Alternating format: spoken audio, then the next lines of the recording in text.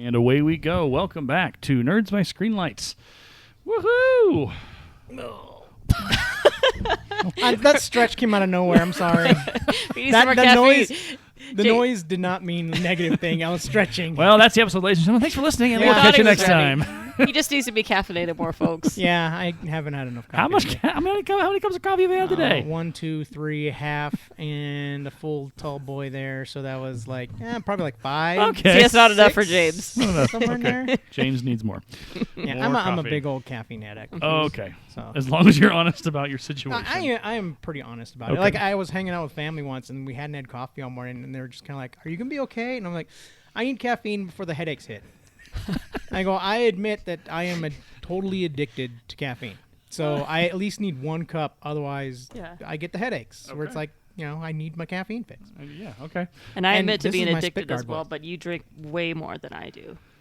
I drink, so Zazie, which is still under its remodeling options situation with the hometown takeover stuff, I usually, normally when they were operating, I would get there at 7 o'clock, have a cup of coffee, and go to work. Mm-hmm. Since they haven't, I've been switched over back to my Earl Grey tea every morning, and I have about a cup of tea every day, and that does help me kind of bounce up and kind of get moving. Mm-hmm. But I will do coffee on Saturdays, where we've been doing the Leaning Toast here in town, here in Brush, and also at Drover's, where they have pretty good coffee. And so both places I'll do coffee. Like, I will drink coffee on Saturdays, but it's the only day I usually have been drinking coffee for the last couple of months. Oh, okay. So I don't know what that is. Wow. Different. Aaron's a tea guy, mostly. Well, I'll admit, I always hit the first thing I have in the morning is water. The first thing I hit is the wall. Yeah, hit the wall. I need the caffeine immediately. Not the snooze button, but the wall. Yeah, it's also because it's just waking up like early in the morning, like 5:45 in the morning. And I'm like, ugh. Yeah. But yeah, no, I drink water first. Yeah. Okay. Like big old glass of water. For sure. Sometimes like 2, and then I'll start my coffee binge throughout the day. All right. Mm-hmm. So yeah, with water, it's really weird. With breakfast, I'm drinking water. Oh, interesting. I do that too, but I have the emergency packets because elementary school teacher, I'm exposed to all the kids and all the germs. Yeah, you get the plague. I need all the help I can get, so I have one of those packets. I'm doing the elderberry. Yeah. So I do that in my water every morning. Well, you're a music teacher too, so you get everybody. Yeah. All the kids. Yep. All the students. Is this really bad over at Lincoln, Aaron? Huh? Do you get everybody super sick? I see all the students. No, knock on actual wood, which is our new studio table here. Shout out to Amazon for the amazing half-circle tables we now have as our indoor studio here in the house. They're not plastic table, or not. What are these, plastic? Yeah, those are plastic. Plastic tables. It's not wood. And that's now full on like real wood, like real studio-looking kind of business. No, I'm sure my sickness is coming, but I got my flu shot. Yep. I got my COVID boosters and all those things, so I'm doing well. Just got to get through December. Yeah. But it does happen to teachers. Like teachers have that cycle. That's part of it. You have that. You get sick after a month or whatever, because it's just everyone's coming back. It was worse the year before when we were coming out of COVID. Because we hadn't been in full like non-mask territory, and all of a sudden it's like everybody's getting sick with everything. Yeah, well, everything else was worse too. Yeah, all the sicknesses were worse. Yeah. Yep.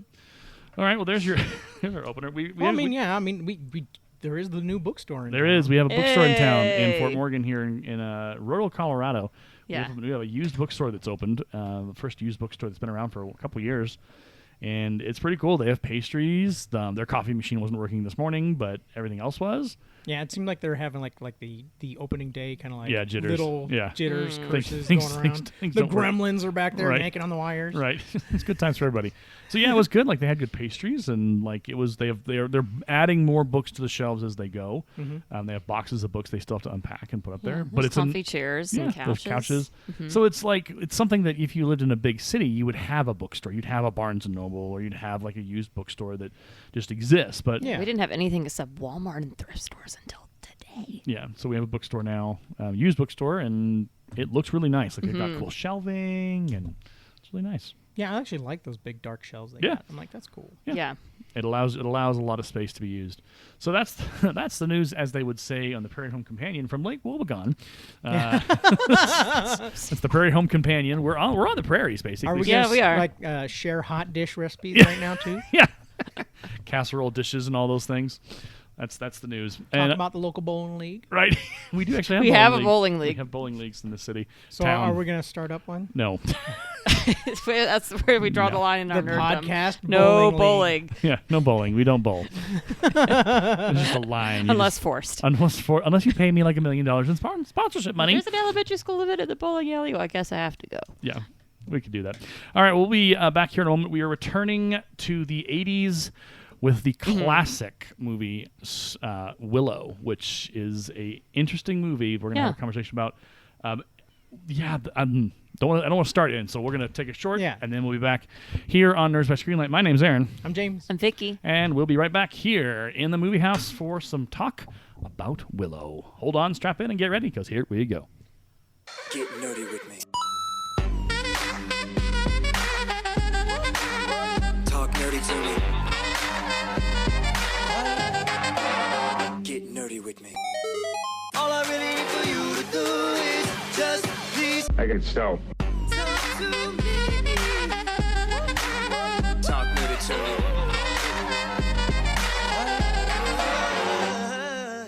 And welcome back to the podcast. My name's Aaron. I'm James. Vicki. And this is Nerds by Screenlight, which we are now. There's no hat trick because we've done so many 80s movies, but we are rounding out our 80s collection, which we will probably continue to go back into. Well, I mean, I Why think not? it's just fun because for us, it's like childhood. We Yeah. get to look back on these things and being like, Yeah. why did we like this? What was Yeah. good? What was bad? and was Is it it wrong just that we liked nostalgia it? that we like it, or was it Yeah. actually quality work? Did I have nostalgia goggles on? And yeah, for some of these things, it's been They're like, rose-colored. Oh man, why? It was the nostalgia glaucoma, is what it was. Young James, if I could go back in time, I'd steer you away from this. Yeah, bad llama. So Willow is an interesting little movie. Uh-huh. It's from Lucasfilm. Yep. It's starring Warwick Davis. Yep. And Val Kilmer. Yep. And Ron Howard's the Ron Howard is the director as well. director. Like you're James All these big Horner names. did the soundtrack. Yeah, James Horner did this. Like you're looking at one of what could be one of the greatest films of all time. Some big names in there. Big names, big production. Yeah. There's been allusions to that it's kind of like a brother or a sister or a twin or a cousin to A New Hope in how it's structured, and I mean that's the hero's journey. Joseph Yeah, it's Campbell. basically what it is. It's like Right. even Lucas admits in notes and stuff about Yeah. it. That, yeah, he was pulling back on tropes from like the hero's journey, and Yeah. again Yeah. Yeah. with how Some that whole parts shaked remind me out. of Lord of the Rings too, in bits. Oh yeah, because it's the fantasy movie. Like everybody, like I think it's a common thing most people Yeah. relate to. Like to see a fantasy movie, Lord of the Rings. Yeah. But then again, Lord of the Rings is like the book series that kind of Sure. sparked all that off. True. Yeah, absolutely. So So Willow is a movie, and like that seems so. It's a movie. it's a movie. And a book. Yeah. So the book obviously came before. I have not read the book. I probably need to put that on my list. Actually, that one I'm not sure about. I think because Lucas came up with Oh, the yeah, idea. yeah, yeah. And then I think the solid book came out after. Oh, Right, because then in there that was the case. sequel, like books and comics that they put out instead of Yeah, having it's actually comics. Chris Claremont of X-Men writer fame actually made the books that follow Willow, Interesting. which Okay. is kind of it blew my mind to even learn that because Yeah. I'm like, okay, Yeah. so and it follows like Elora Danan when she's older. Okay. So well, I don't know how that's going to fold into the new Willow, The Willow series, we're going right. to get on Disney Plus, Right. Which it looks like they're actually going to Willow is like kind of like still your main character even though Yeah. he's older. Right. But yeah, learn that like this Yeah. universe was way expanded on Yeah. and just behind the scenes. There's a lot there. So And they cut out so much from the movie. yeah, so let's so if you're listening and you haven't watched Willow recently, or you have one of your older VHS, like good bless you because that's amazing, or DVDs or whatever. You can find it on Disney Plus, Yeah, folks. it's also on Amazon is where I found it, and on Amazon Okay, yeah. it has the extra, like on Amazon Prime you can watch the full movie, and then basically the latter half of the film, or the latter half of the length of that whatever is all the extra scenes and all the Oh, extra cool, stuff that you yeah. would normally get on the DVD, and it is really interesting if you look at what they cut out, so much. It would have made left. this movie so much deeper. Oh my right? gosh, it would have made it incredible. You'd have been like, "Oh my gosh, that makes sense now. Oh, that's a punch to the throat. Mm-hmm. Wow, that's hard to think about." Like so much would have made this movie just that much better than it was, and it's pretty good. Yeah, I was say yeah. Let's say what we got is great. Yes. Oh yeah, but, absolutely. like it could have been yeah. like much better Yeah. or a little bit better if to add in all this stuff. And some of the character choices Yeah. would have made more sense if we would have gotten those Yes. It would have. little backstory thing So shoved in Warwick there. Davis, without question, is one of the greatest actors in Yes. this film. Mm-hmm. Dude, is And he's legit. 18. Yeah, What? yeah, he's young. Yes, he's 18 Yeah. when he did this movie, And and he- he carries this movie. Yeah, he carries No, himself. he's an incredible actor in general. Like Yeah. he's in everything I can think of that he's been Yeah. in. He's like, and you just like you're drawn to him as you watch him. Yeah. And you're like, oh, something's going on here. This is interesting. I want to see what he does. You don't get distracted with this movie for the most part. You just kind of go like, okay, yeah, I want to see where this goes. But it also works because you have Warwick Davis, and then you have his wife, the character of his wife, and then you have the two kids. And that whole first, however long you want to call it, from when we meet the baby and the castle and the thing, and we get to Warwick, like it works. So much happens. Yeah. In that first 15 or 20 minutes that you're just like, what is that? Well, I got to take notes. Like, Well, this is a good example. We always harp on it of Yeah. like show not tell. yeah, yeah, Yeah. yeah. We get shown Yes. that Willow is a good Yeah. man. Yes. Straight up. Yeah. So it's kind of like excellent to like see this where it's Yeah. like they took the time to be like, Yeah. this is your main character. Yep. He's a good man through and through. Yep. Even though this baby has no connection to Yep. him, he's going to go this far for it. Yeah. He's going to do what he needs to do. And initially, obviously, his character fault is he doesn't want anything to do with the baby. Yeah, don't because fall in love with he's it. afraid of because of all the other things he's trying Right. to juggle. Right. Yeah. Because he's got the guy coming to his property. Burgle cut. I love his name. His name is so good. And his character, he That plays like mullet and the bald spot. And the so full of yeah. himself. The actor that it is he is just mean and nasty and jerky And he you has that boisterous Yeah, laugh, yeah. which is so great for like a bad guy. right. Just want to like poke him between the eyes. or Yeah, something. he annoys you, but he doesn't annoy you enough to be like you hate him. But you're just like, could you just let up? Let Yeah, let why him you gotta go. be so mean? But I mean, he's so Yeah, great. why are you so threatened by our main character, buddy? Well, He's a lot shorter than you. he just likes to oppress people. That's what I think. That's what they call him the bishop or what does he call? They call him the A Burgle cut? he's like the He's like the mayor of the town. I forget Yeah. the exact title they Yeah. give him, but yeah, he's oh, just prefect. That's prefect. What it is. There it is, Prefect prefect. Yeah. So he definitely kind of you start out and you get the idea that Willow is. He's not like a popular dude. No. You know, he kind of hangs out and is on his farm and he's working. This is something I noticed, and I love how it continues to play through the movie with kid actors. It's always a mixed bag. You never know what you're going to get. You're always like, okay. But in this film, both of his kids, the boy and the girl, they do themselves well. But the thing is, the boy is just that much better. He is so good at how he says his lines and does his thing. The girl is just a little She's fine. She's fine, but you can tell that there's a little wobble there Yeah. with her acting. But again, small children, what are you going to do? Yeah, kids in movies, it's Right. always a gamble. Yeah. But But I mean, they gambled well on the baby. yeah. Oh my That gosh. baby's face is so expressive. Yep. And Yeah. it worked. Well, it's twins, but Yeah. whatever. Well, there was three. According to what I saw, there were three Really? actors that played it. There you There's go. only two, but whatever. It works. There's 2 to 3. But that's the cool thing is that it works. Everything works in this movie when it comes to the characters and how they hold themselves and how they act. Like the expressions of the kids, the baby, Willow, and just everyone does a good job. Like all things considered, you've got a really strong acting group in this film, and that's in 80s movies. It's either they really work hard and they do it, or they just phone it in, Yeah, or they're it's phoning terrible. us in. Yeah. So I mean, especially if this movie was a gamble at the time. 'Cause Yeah. so many other fantasy movies that flopped around it. yeah, Or just not done really well to make people be like, yeah, let's do another one. Yeah. Instead, it was more like Lucas talking to the people that helped him fund Star Wars Yeah. to move it forward and get it made. yeah, And the guy cut him a good deal where it's kind of like, well, I'll front up half of it right. and then keep things going. Yeah. So it's kind of like, all right, that's how we got Willow. And it Yeah. ended up being, it made the money. Yeah. But again, it did better than the other fantasy movies at the time, Yeah. like Kroll and Yeah. Labyrinth and Yeah. all that came out at the time. Yeah. But it just still didn't really like explode the fantasy series. Right. It's funny, like a lot of those 80s movies have become cult classics, and Willow is one of those movies. It is a cult classic enough that we're getting a TV series out of it on Disney Plus. Yeah. Which I'm nervous about, but I'm hopeful that it'll carry the day and it'll work out and it'll be okay. And they won't destroy it like Amazon does a certain property that we're not going to talk about. Come on, it's Rings of Power, so just say it. Rings of Power. Rings of Power. Oh, sorry, I guess that's stuck in my throat. But we'll talk about that a little bit later. I want to circle back to that because there actually is some conversation there. All right, so where do we just start with the beginning? It starts off like most 80s fantasy movies. Here's some black screen, some smoke, and some words. Yeah. But it's basically, super they short. kind of give you like little. But this, I would say, unlike Dark Crystal, where it ran on a little long, this one's kind of. This is what's going on. Here's your stuff. Let's go. Buckle in. You have to read really fast. It moves. It is only maybe like 6 sentences, and then bam, right to the movie. Here we go. No time Off wasted. and running. Well, and I love how we get to meet the bad guy first, the bad queen or whatever she is, and it really sets the table for how miserable and angry and evil she is. Yes. And how she's just awful. I mean, we got cages full of women, and they're like sorting through babies. Yeah. It's like, whoa. Yeah, no, it's pretty dark, and I love how it's unapologetic. Like, it doesn't even give her a nice backstory. She's just evil.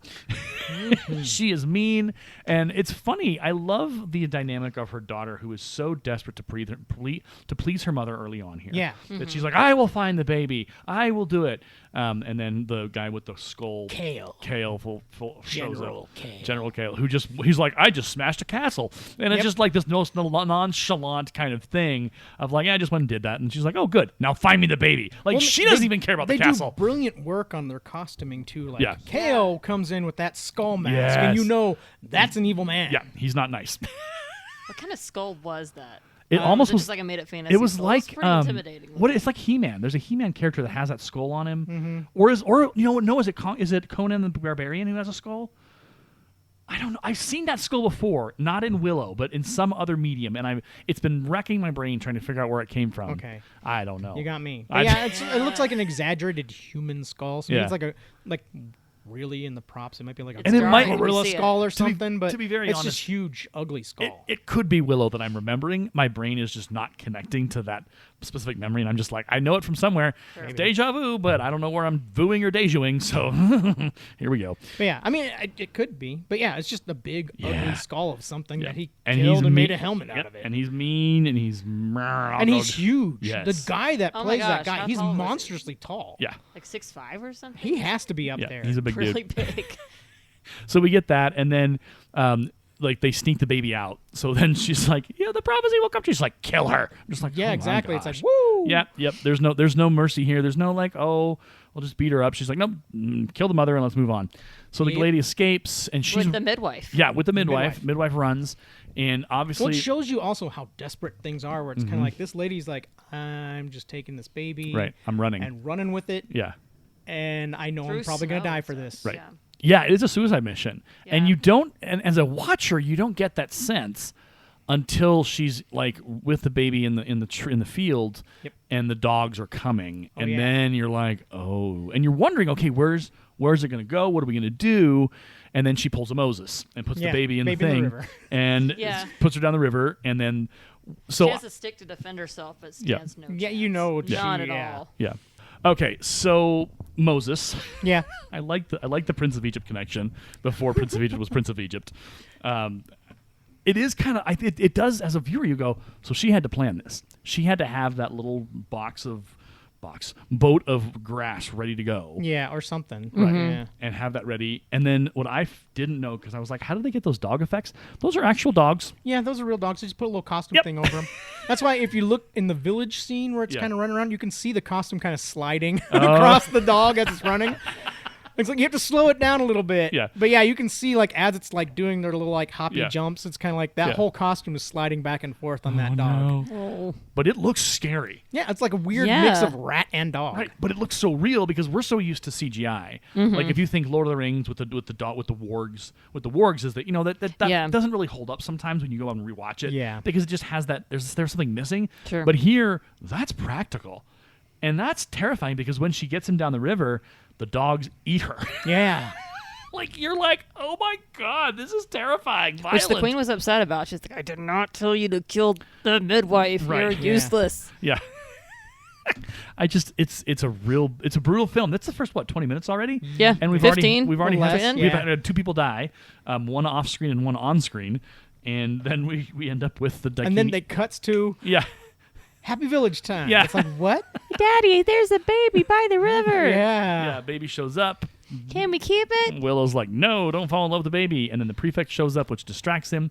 And then he goes and talks to the prefect. And then by that point, there's a baby, and the family has fallen in love, and he's like, "Why don't you listen to me?" And the baby's in the house. So Yep. It's too late. You're done. The That wife scene and was the kids cracking me love up. the baby. The wife reminds me of my sister-in-law, Yeah. Faith, of just kind of like, oh, I know you're saying that you don't want this, but here, hold it while I cook. That's Faith would do that. It's totally what she does.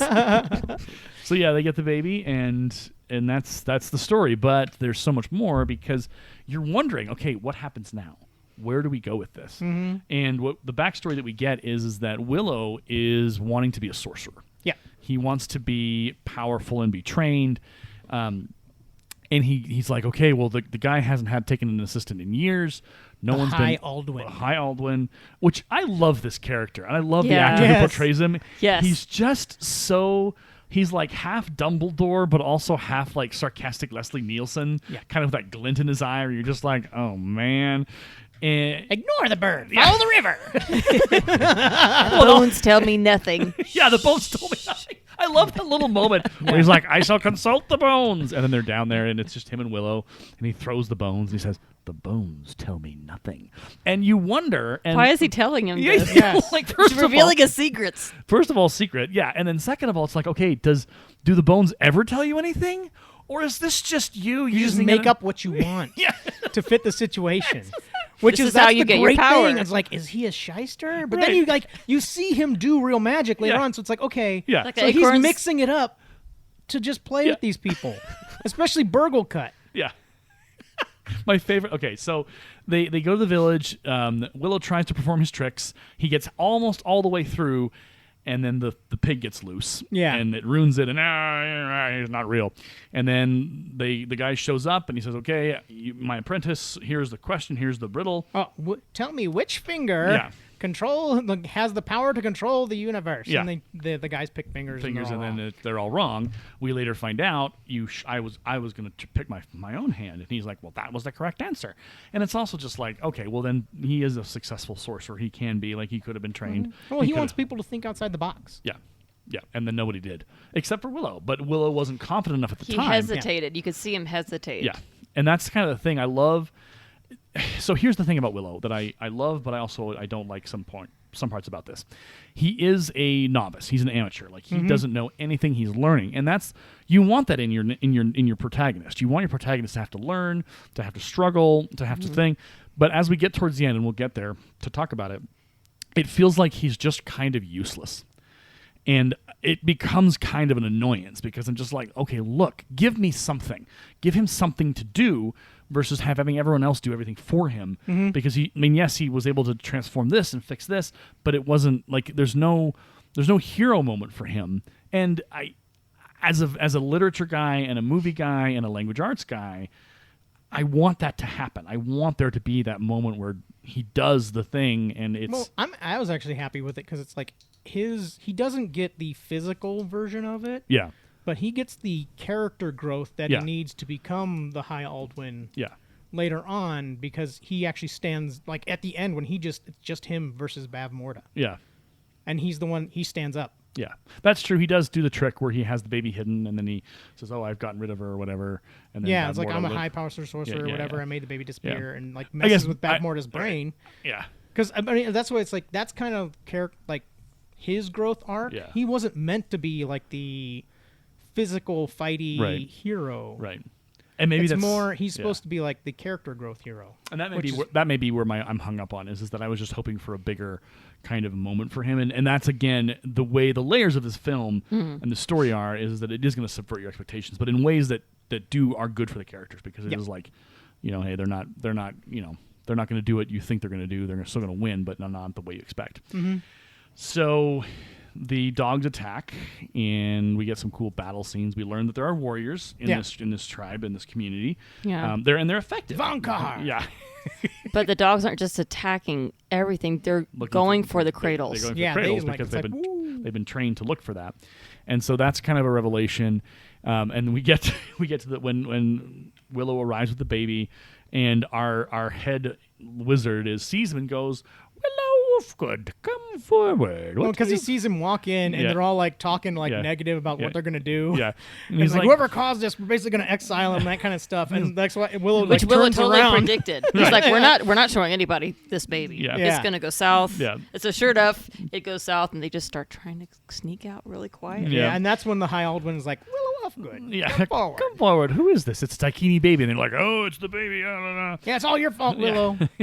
And then we consult the bones. The bones tell me nothing. Yeah. And he says, what do you and I love the question here. Do you have love for this child? Yeah. And he hesitates, not because he doesn't know, He's thinking about but it. he's thinking about the reality of the. I mean, he's only known this baby for a very short amount of time. But I think he's also in that moment as a character reflecting on that his children love this baby, his wife loved this baby. He has come to love the. He brought the baby to the council to see if he could get an answer. Yeah.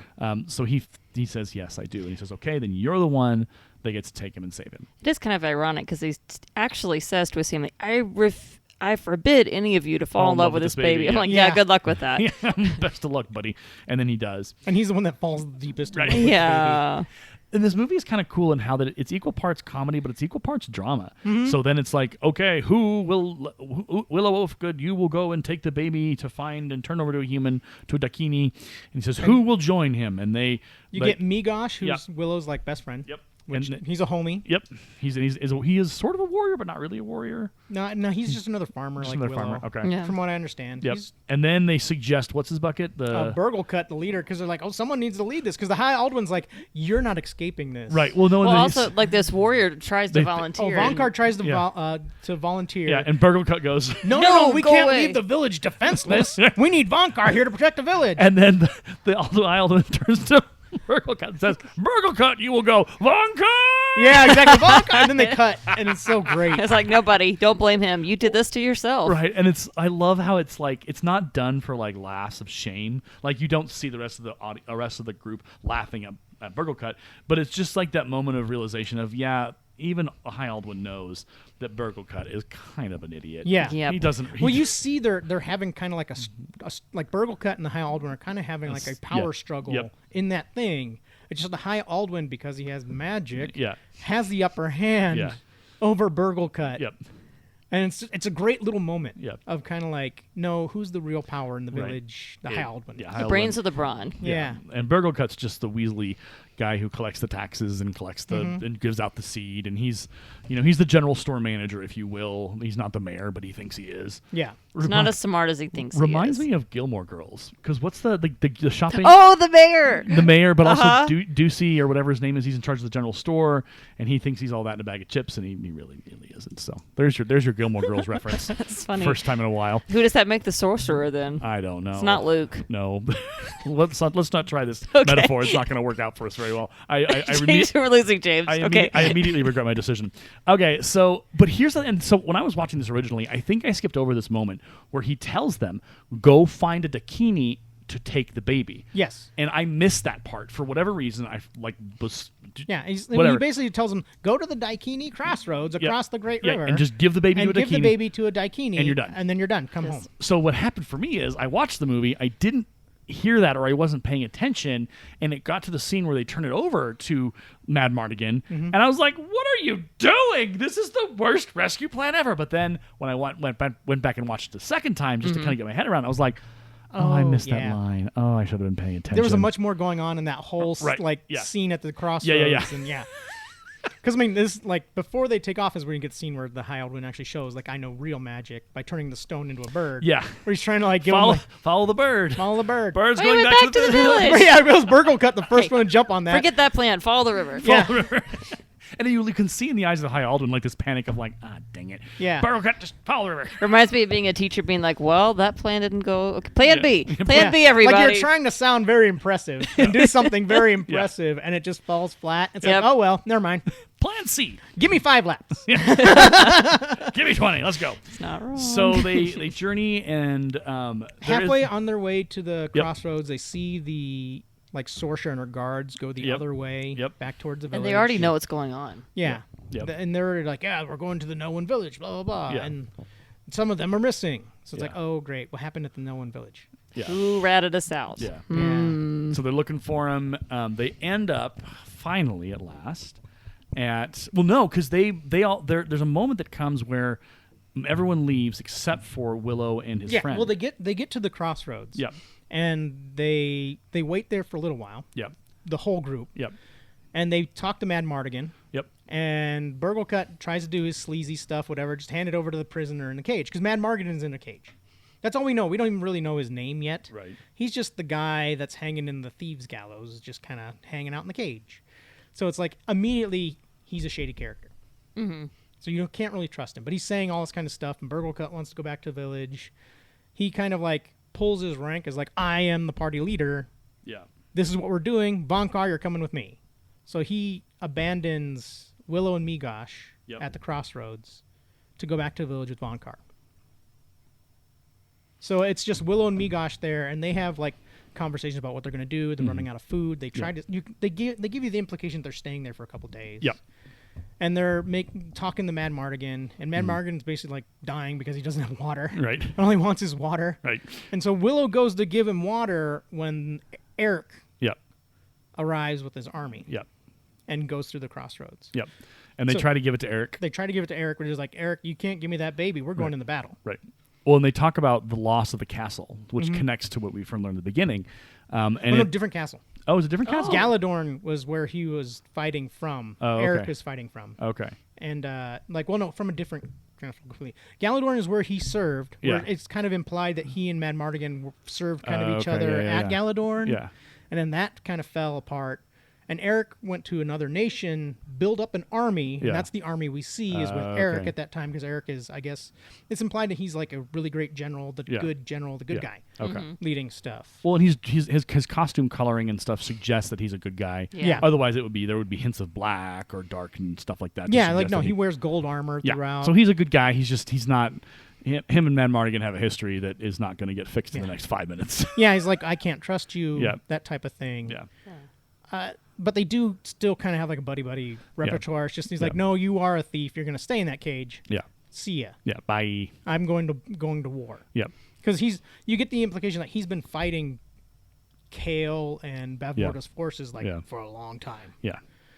So that's kind of the implication there with that character of Eric. And we get he's a cool character. I love the actor. It reminds me of not Theoden. The Rohirrim, the leader. Carl Urban plays him. Eomer? Yeah, he reminds me of just the look of Eomer. Yeah, I agree. And I don't know why, but there it is. It's just a look, but it's also in the character because he does care, but he's also just like, dude, I'm out. Bye. Well, yeah, he's like he's your good guy, but he's also just kind of like when he sees something that's difficult or impossible, he's so quick to be like, oh, we can't do it. Yeah. Versus like taking the risky chances. Right. So it's kind of like a good foil to our Willow character who doesn't want to take the chances, but is forced to, but grows over it. Yeah. And has pretty no choice. interesting little take right there, right? Yeah. No, I like it. Well, and the thing is that we'll see Eric grow later on in the film is he'll like that. And that's what I love about this movie is he starts to believe. Yeah. Each character has a place where they start from. And by the end of the movie, they've come somewhere. They've gotten to where they need to go. They've made ground. They've made progress. We've seen them change and shift. Which is one of our big ones is we have at the crossroads Mad Mardigan. Yeah. Which as a kid I always thought it was Mad and Mardigan. It's just one name. But no, it's one name. That's one whole name. Cram it together. I thought they just called him Mad because of the way he acted, like a crazy man. He's just Mad Mardigan. He's Mad Mardigan. That's the full name. I love it, and I mean Val Kilmer in the '80s. Who can not like Val Kilmer in the '80s? Oh yeah, he's a fantastic. Well, actor. he plays that character so goofy. Yeah, like his actions. Yeah. He's so wild. Yeah, his smiles and everything else like that. It's like you love this character from. Even though you don't trust him all the way. No, but the baby seems to like him, which kind of tells you something about him. Yeah, like, it can't be all bad. If So he breaks out. They give him the baby. And I'll take care of the baby. I'll do everything. You gotta trust me. Blah blah blah. And then he's gone. And then they head home. And then Willow starts to doubt. Yes. First, like Willow's like, did we do the right thing? Yeah. And his friend's like, oh yeah, we did. Yeah, we did fine. Yeah, Migosh, you go home. I'm gonna whatever. And then all of a sudden, we stole a baby. Yeah. I love this moment because it's absolutely it's tonally in line with this movie because the movie just has these moments where you're just like, really, this is happening? Yeah. Okay, here we go. And with this, it's like, wait, bird, like really miniature little, like almost like, what is that? The story with the giant who gets taken with all the little. Gulliver's Travels. Thank you. There we go. The Lilliputians. Yeah, like this. It's like, what the heck? Yeah. And we never see the bird again because the bird is just the mode of transportation. Yeah. And somehow they managed to control the bird to steal the baby and transport the baby. And What kind now of bird was it? I don't. A hawk. It's like a hawk. Yeah. Yeah. I It don't. was a even, hawk or a falcon. I don't something even. like that. I don't. I don't even know. It was just one of those absurd moments where you're just like, okay, this is happening. All right. Yeah. Cool. Bird, baby stealing. I mean, right. it does literally come out of nowhere. Yeah. It's like boom. 'Cause, I mean, especially like Migosh and Willow are having this talk about Yeah. did we do the right thing giving the baby to that daikini Yeah. and then swoop. Yeah. It's like, okay. Here comes the bird. And they run after the bird. Yeah, and then they get trapped by the whole community of what are Brownies. they? Brownies. Not Lilliputians. Yeah, Yeah, they're brownies. I mean, they are fey creatures. Yeah, That yeah. exist in fantasy realms, Yeah, whatever. there. And then they capture the two of them. And then you meet Sherlindria. Yeah, which I wish that we'd gotten a better picture of her face and who she was. Mm-hmm. Yeah, what an intriguing character. The background story of Sherlindria was a very powerful sorceress Yep. who taught Finrazel and Bavmorda the beginnings of magic. Oh, okay. No one's really she taught them both, and then she kind of disappeared on her own. From what I understand, I didn't get too deep into it, folks. So you can come yelling at me later, whatever. But I was just doing some background stuff. So Sherlindria taught them both the beginnings of magic. Sure. Bavmorda got her hands on like an evil book, which is how she started learning a whole bunch of evil magic, and that's where we got Bavmorda going down the road of evil. Finrazel remained good. Sherlindria steps out of the picture because to go do her own thing. I guess join the fairies because that's where she's at when we meet her, Yep. and live like a peaceful life. Yeah. And not really get involved with the world too much anymore. Right. Except for this moment where she's like, no, I've spoken to Allura Dannon, the baby, Yeah. and this is what you guys need to do. Right. I'm not going to really get involved, but Right. here's the wand that can help you. Right. And So- then bye. See you later. Never And see. bye, Never, see you later. never Never seen see her again. come back. Yeah. And it almost is like that. Oh man, I am having trouble with character names today, so please forgive me. Apparently, that's not my day for references. But in Lord of the Rings, Elven Queen. Galadriel. Galadriel. There it is. Thank you. The fact that I can't remember that is problematic. I thought of more of like Glenda from The Wizard of Oz. A little Yeah. bit of both, I think. There's a mix there, and I liked that you couldn't really pin her to one type of Yeah. character. Yeah. She's got kind of an amalgamation of both future characters and past characters, and I like that movie. I don't want to know that it's exactly a copy of whoever was before. But she's able to communicate with this baby. Yep. Yeah. I speak baby. Well, because she's Doctor. more like a spirit creature than she is like Yeah. a real physical being anymore. Yeah. So that's kind of what's going on there. Okay. Okay. So she gives Willow, this is what you need to do. I've spoken to the baby. The baby loves you. Right. She's actually her spirit is way more aware than you think for a okay. baby. And she's chosen you. She's chosen you to be her guardian. Here's this wand. Take it to Yeah. Finrazel, Yeah. and then go to Tir Asleen, and Yeah. you'll be good. Yeah. And I love how Warwick like telling the baby, no, I'm not a good protector. And she just smiles at him like, Yeah, "Bitch, you're the you can tell the best." baby loves him. It's like, yeah. Yeah. So it works out. So they take the baby and they're on their way. Migosh goes home. Yep, Just Migosh so goes everyone home, knows. sends him Yeah. home, and I think that's a good call because it would have made the rest of the movie a little bit more challenging with both characters in the same Yeah. situation. It allows us to get to know kind of Willow on his own, Yeah. and to And see so him. the two brownies, Yep. lead brownies, take Willow Yep. to a tavern. Yes. Well, that's where they Oh, kind of yeah. end up. They're trying to guide him to a lake Yeah. to get to Finrazel, yeah.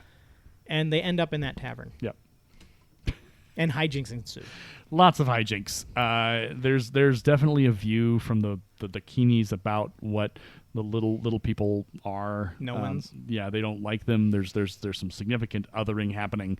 Well, they Yeah. call him like a derogatory term. Yeah, Yeah. which we're not going to repeat because it is a fake world, but it's just the way that it's said. It definitely carries weight. Yeah. Yeah. And it's definitely meant to just be like, no, you're not, you're less than me. And it plays well. And I am not a guy who's like, oh, you can't do that in a movie. I think it works here because it exposes the Daikini's inability to see people for who they are and their value. And it does suggest that there is a hierarchy, which I don't think it's right that exists, but within the fictional world that they've created, it's there. Well, it plays really strong into George Lucas's love of Yeah. he loves little people taking on bigger things. Yeah.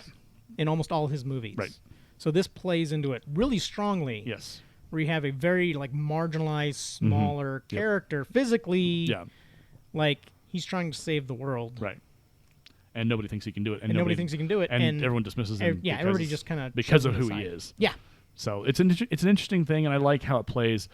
So he ends up in the tavern, and he has the baby still with him, and trying to get milk. They won't give him milk. Well, and he's also trying to get out of the rain because they're soaking wet. Right, And he's trying to get her dry. Right. I think it happens where right before that when the rain starts, he like says, "What's the like nothing bad will happen," and all of a sudden. Yeah. It's like that scene in Young Frankenstein where Igor is like, could be worse. How? Could be raining. Yeah. Just kind of the moment of just like, ha, you asked for it, sir. You asked for the rain. So then they end up reuniting with Mad Mardigan. Yep. Who's And- dressed as a woman, and with them is someone else's wife. Yeah, Yep. and Trouble. so the husband shows up and he's like, "Oh, you are." Well, this Like, is you're her. She was pretty. playing it off like that's her cousin. Yeah, and he's like, "Oh, are you?" Or, no, I'm not. No. And for some reason, he's just like that guy Coming is like onto her in coming front of onto his him, wife, like, like, really you're strong. pretty. Right, leave me which is alone. again that double standard of Yeah. like you're mad at her because you think you're cheating on you, but now there's another woman present and you're just gonna flirt with her in front of your own And wife. his I'm name trying to is hide it. Lug. Lug. It is. It's a beautiful name, just for a big. Like he's a big meaty dude too. he's Yeah, he's but just a an lug. idiot. Yeah, and he's Yeah. just Lug. Lug. I'm like, yes. I love how this builds because we don't know what's coming next. We don't know how he's gonna get out of here, and all of a sudden the black forces arrive. Sorsha shows up with her. Shows up and they're captured, like they're gonna get taken. Yeah. And then she's like, "You're not a woman." And I love Mad Mardigan. He's like, "You're right, I'm not. Meet Lug." And just and they're able to escape. And I love how that piece of the plot is just in there. And it works so it's not done. You're not beat over the head with it. Nope. It's just like, "Hey, this is happening. Oh my gosh, this is also happening. Oh, hey, meet Lug." And it just boom, it's satisfying. Well, it's comedy too, because there's that little moment where he's like, he sees Sorsha and he's like, "You're beautiful." Yeah. And she's like, "You're strong." As they're figuring each other out. Yeah. But I don't like you because you're the enemy. But I don't Yeah. like you, and it's so cool. I get a kick out of that little moment, and then Lug beats him up, and they get on the Well, on he the cart. distracts the guards because the guards have Lug pinned up into Yeah. a corner because he's Yeah. such a big dude, and Yeah. he just like starts throwing them around. I'm Yeah. like, all right, Yeah, go Lug. yeah, and they get away. They get on the wagon, and the scene that ensues is kind of hilarious and kind of like madcap because everyone's doing something. Yeah. Yeah. A lot happens in this little moment where he's Well, this is battling. our first kind of like, I would call it like a real first action scene. Yeah. out It's of the like a movie. car chase or a Yeah. cart chase, Yeah, it's if a you cart will. chase and Yeah. a car chase. Yeah. So did you guys ever see the Indiana Jones movie with the spaceship thingy and the dumb stupid Crystal Oh, the Skull? new Yeah, one? Crystal Skull. Yeah, a So long there's time the ago. scene. Anyway. There's the scene in the jungle where they're driving and the monkeys are happening. Yeah. Like that's how not to do a chase scene or an action sequence. Mm-hmm. This is how you do it. You do it with everything having weight and matter and like real. Well, yeah, because like the cart starts taking damage. Yep. All kinds of things Yep. are happening. Like the fight is a horrible fight. Yeah. Where Mad Mardigan is getting beaten up just as much as the bad guys Right. are. He's not winning this fight like a Brownies hero. are having a time too. Yeah, the brownies Yeah. are almost falling off. Poor Willow is just like, Mad Mardigan, you can't do this. What are you doing? Yeah. Stop You it. can't drive that fast. baby. Yeah, you can't drive that fast with that He's like, baby. I'm saving our lives. You're welcome. yeah. I love just kind of how Willow is so focused on protecting the baby that he'll even just yell at his rescuer because he's so done with Mad Mardigan. He's Yeah. had enough. He's like, and I think he even says, let us off. Get us out of here. And he's like, no, you can't. We got to go. Bye. Like, it's fantastic. There's Well, not. they have that little like the fight there where they're at that waterfall where they Yeah. stop, and Yeah. it's kind of like Mad Mardigan was like looking at Willow like, how can you be yelling at me? I just saved you. Right. Like totally incredulous. Like Yeah. what? And then because Willow then apologizes. He says, Yeah. I'm sorry for my he anger. kind of realizes, okay, yeah. Maybe And I you're like right. that because it's like there's a realization of, okay, I let it get the better of me. I'm wrong. I'm sorry. And there's like that kind of that relationship building between the two of them Yeah. that as this movie progresses, we get them developing a friendship. We get them developing trust in each other. Mm-hmm. And Mad Mardigan becomes just kind of sold out. Like not quite all the way Not here yet. yet, but he's starting to get into the idea of yeah, I should probably be a part of this. Like, this might be a good thing for me. Well, I mean, he even starts mothering the child with the black root. Yeah. And Willow like freaks out on him. He's like, "You never give a baby black root." It's like my mother did. Like, I'm yeah, fine. yeah, it puts hair Like, on your are chest. you She doesn't fine? need hair on her chest. You're dressed like a woman. Why? Okay. That's fantastic. So they escape, and they then have to go to the lake. Yep. And it's interesting because the pieces that are missing, Yeah. when they roll up to the village, like the village is destroyed, obviously. Yeah, It's- there's like a whole. They roll up to the village. You Yep. see a destroyed village. They don't do anything with it. Yep. The cutout portions is kind of like, you find out the lake is cursed. Yep. Oh. There is a huge, like, nasty fish or Mhm. sea creature or whatever, water creature that lives down there. Yeah. That keeps people away. Yeah. And you kind of learn that there's only one person in that village, and he ends up being the creature, just in a human Okay. form. Ooh. Got- So it's Gotcha. like he kind of like warns them away. Like, this is the cutout footage, folk. You don't see Yeah. this in the movie. Yeah. But he warns them, like, don't go across the river, the lake, stay away from it, blah Yeah. blah blah. He's trying to tell them away, Yeah. not in a really polite way, but Yeah. whatever. Yeah. And like when Willow tries to cross the lake, Mhm. there's supposed to be like this huge fish that is the Oh, guy. okay. Like the guy transforms, Yeah. does like the morphing thing, and Yeah. becomes a giant fish and tries to kill them. It's morphin' time. Yeah. Well, this is what ILM, like the whole morphing technology thing. This is their experimental. We're going to get to that and talk Yeah. about how I can only watch that. Yeah, we'll talk about that in a second. Yeah. So So it's like that's kind of like Yeah. this whole thing with that Right. that lake and that destroyed village, but we don't get it. They Yeah. just cut it out where it's kind of like Right. they wave goodbye to Mad Mardigan, Right. which seems really that kind of stick with me as like kind of like a story flaw. Yeah. Where it's not like Willow's gonna tuck the baby into one of these destroyed homes, Right. leave the two brownies to watch it, Right. while Like those Mad two little Mardigan guys just can do walked much. away. And it's Yeah. kind of like, wait, just have Mad Mardigan stay. Yeah, that did feel, and I know probably why, because they needed Mad Mardigan to come back and be captured, so that piece of the story where they all get Yeah. captured and have to go Yeah. to camp. But that could have been done differently. Like if you were to have Mad Mardigan stay, then he could develop a friendship with the baby, talking to it while we're interspersing scenes of Willow on the island. Yeah. And Mad Mardigan becomes like sold out to the idea of, okay, this baby needs my help. I need to be here to protect it. And so then Willow comes back with I think it's a bird at this point. It's Finn Rizal, and at the time she's kind of like, what is it, the little It's a lemur brush-tailed or something? possum. Oh, blossom. Okay. Possum, yeah. So it comes back, and so maybe as they're walking out of the village, then the soldiers surround them and capture them. Yeah. And that would work better because it's like they've been following us, or they saw us, or the beastie in the water clued us in, or sent to like let us know that you're here, whatever. Yeah. And then it works, and then they kidnap, the capture, and they're on their way. Yeah, because the guy that's cursed in that thing was cursed by Bavmorda. Yeah. And that's when you learn, like, Finn Rizal, who we find on the island, who is that little brush-tailed possum, Yep. Yeah. was cursed by Bavmorda into that form. Because apparently they had, like, a magical duel before a long Yep. time ago, Yeah. and she lost. Oh, And that's how okay. she ended up being here. Because Being here. Bavmorda couldn't kill her, Yeah. instead just made her into a form that was non-threatening, and then Right. locked her away on that island. Yeah, I don't know where this point comes. I think it comes later when they're in prison, where she's saying, turn me into what I'm a form. Yeah. And Mad Mardigan dismisses it, and she says, but I'm a beautiful young woman. And Mad Mardigan goes, Transformer. Yeah. Like, it's just a small little moment, but it's her playing at his, like, what he would be interested in. Like, oh, I'm a beautiful young princess. Oh, Transformer, do it now. Let's go. Yeah. And it is just that moment of like, okay, this is an intentional building of a character. We're definitely building what we know as Mad Mardigan, continuing to expand his mythology, and give him a good backstory. It's also kind of like Finn Rizal realizing, like, I don't have armies. Yeah. I can't do magic. Yeah. I'm at the mercy of these guys. Yeah. And I need to kind of work with them. Yep. So they do, and then the dust of broken hearts. Yeah. gets- Well, I mean, okay, they get Willow saves Finn Rizal, yeah, which is like the big turning thing to find out. Oh, she's kind of worthless right now. Yeah. We need to kind of transform her back Yeah. into a regular form. yeah, And then they get Captured. yep, and dragged along with Mad Mardigan, because Yep. Mad Mardigan got captured too. yep. Did he betray them? I don't know. No, No. Okay. I don't think so. I think they just followed his track back to where they were and Okay. found him. Because he didn't say sorry. He didn't was like, I told or anything. He just like He just looked guilty. Yeah, and like sure. they drag him behind the sled. You have Finn Rizal teaching Willow magic. right magic Yeah. words and trying to get him to work it, Yeah. but he doesn't believe in himself. He doesn't think he can do it. No. And at this point, it's not annoying yet. It gets annoying later on as he is like oh, I can't do it.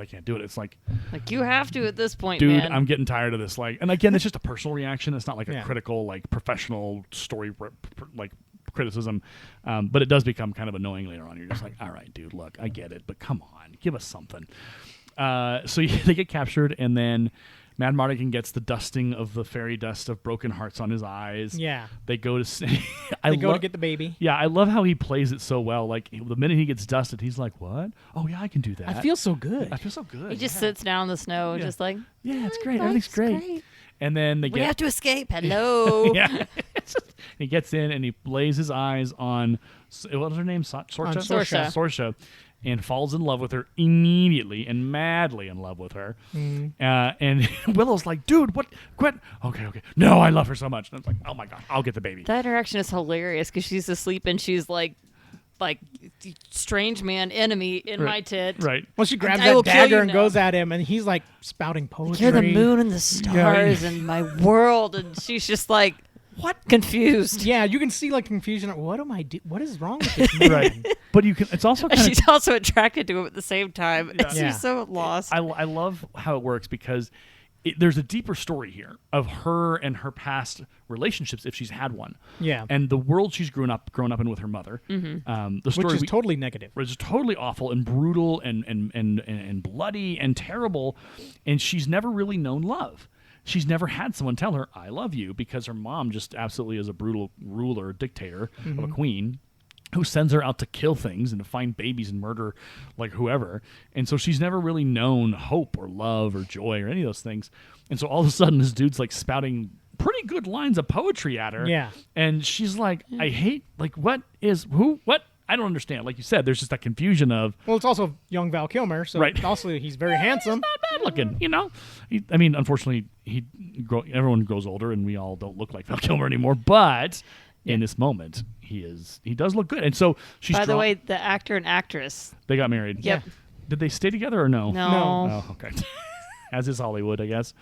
So that happens. So Willow actually ends up taking the baby finally and running out, and then he gets caught, and then the guy with the skull mask returns General and says, "What is going on here?" And she's as confused as anybody.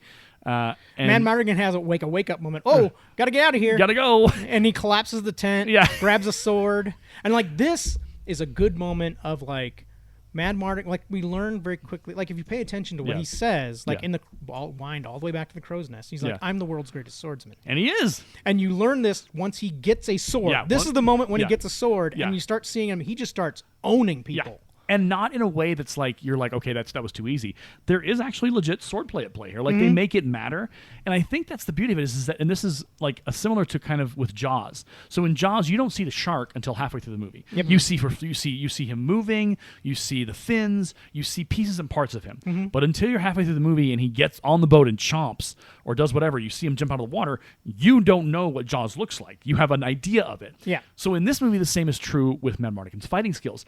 He talks about it. You see hints He's always of it. talking about like, Yeah. I want a sword. If I had a Yeah. sword. Yeah, and even Eric acknowledges that. Yeah, you're good, but you're a thief, and I don't want thieves in my army, whatever. And then when he gets the sword, it's like, okay, here we go. This Yeah, is- he almost immediately kills like 5 guys. Yeah. It's like, what? I love it. And so it's that payoff. It's like we've been waiting for him, and it's almost. And even as a watcher, as I've watched it the first 2 times, I was like, I wanted him to start fighting. I was like, okay, we got to see this happen. And it times it perfectly because we then get to see him actually in action with a sword and rocking and rolling and doing all Well, the cool even stuff. Willow says like, wait, you're really good. And Mad Mardigan gives him like the goofy smile like, yeah, I am. I am I wasn't that- lying about this. Right, this is who I am. I'm good at this. So they get out. They end up on a shield and a And sled. it's amazing. This whole scene where they're sled riding on a giant shield. It's so madcap. Like it's not, and it's nice because it's not CGI or green screen. Yeah. Yeah. At least that I could see. I'm sure there's elements in there, but it's done so well and so effectively that you believe the whole way down there, just Yeah. going and going and going. And then Willow crashes into a person's house in a different village, and Mad Mardigan, who fell off the shield, comes rolling down as a giant snowball. Like, it is such a great like comedy scene to kind of break up things, Right, and you to just- remind you, it's you like just- there is some humor here. he just rolls down And it smacks in the same house and rolls out of the thing. Like, what happened? And he's like, you can see him like stumbling. He's Yeah. totally dizzy. Right. The people of the village are like, what is happening? He's like, there's an army coming, hide. Oh, okay. Yeah, and they just Here, sell her. Well, no, And- this is Finn Rizal gives them the warning. It's like Yeah. shows up in her crow form. Yeah. And is like, Kale. Yeah, and they Kale. go and hide in the basement. And it's Yep. like Eric and like a bunch of his army are hiding in the same village. They're hiding as well. Hey, good to see you guys. Yeah, it's Long like, time no see. Well, and what I like about this is that Eric does protect them and help defend them as they escape in the end. Yeah. He does rise up and stand up against the bad guys. Well, this is a good like proving ground of the relationship too, because Yeah. you have Eric talking to Mad Mardigan. Yeah. And talking to Willow and being like, Willow, you can't trust this guy. Yeah. And Willow's like, no, I do trust him. Yeah. And then, it's like, he's a thief and a liar. And then it's like, Willow's like, he's not a thief. And then, Right. like, the pause Yeah. of like 3 Are seconds. you? Are you? And Mad Mardigan's like, looks totally like, what? Come on, man.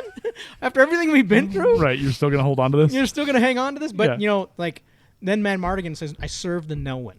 Yeah. And it's kind of like, boom. Yeah. All right, we have our squad. Yeah. Our heroes are together. Yeah. And it is a really cool moment because he does, in the way that I love Val Kilmer, great actor, still a great actor. I've seen the clips of him in Top Gun Maverick, and he is still that good. He still has his eyes and his face still has presence and power. But in this movie, he's a delight. Like you're Yes. just like, I love watching Val Kilmer just eat up the scenery in this movie. You're just like, okay, this is the Val Kilmer of the '80s that we loved and adored watching on screen. Yeah. So he get escape because they hold the princess hostage at Yeah, some point. he holds her. Yeah. What happens is they start. Kale and Sorsha arrive at that village. Yep. They start searching everything. Yep. The baby cries, but they cover that up. Yeah. And then like Sorsha comes into the basement to like investigate with Yeah. some of her soldiers behind her. Mad Mardigan grabs her and holds a knife to her throat. Yeah. Then takes her outside. Yeah. This is after Kale leaves. Yep. Because he's got other duties Yeah. to He's do. got other stuff to do. He's busy crushing other people's armies. Right. So he takes off to go search elsewhere. Yep. They capture Sorsha. Sorsha's men try to intervene. Mad Mardigan and Eric's people start fighting. Yeah. And then Mad Mardigan gets on a horse with her, and Willow jumps on the other horse, Yeah. and they ride off. Yep. While that's going on behind them. Yep. And that's when they head to Tirzlin. Yes. And then we have the little scene in the thing where like Sorsha starts making fun of Mad Mardigan. It's like, well, I'm your sun and your moon and your stars and la la la la. He's like, and did I they- really say all As far as that? the moment I speak up in the room and go, those lines were a little cheesy. Yeah. Hey, but they worked. The mood? Yeah. They worked. Yeah. And so then she They have a fight. yeah, whatever. and she escapes. And She's no damsel in distress. no, she's her own force of nature. And so Willow's like, Mad Mardigan, leave, let's go. And Mad Mardigan has to decide, will he pursue her and try and keep her from escaping, or do we flee? And he chooses to flee. Yeah.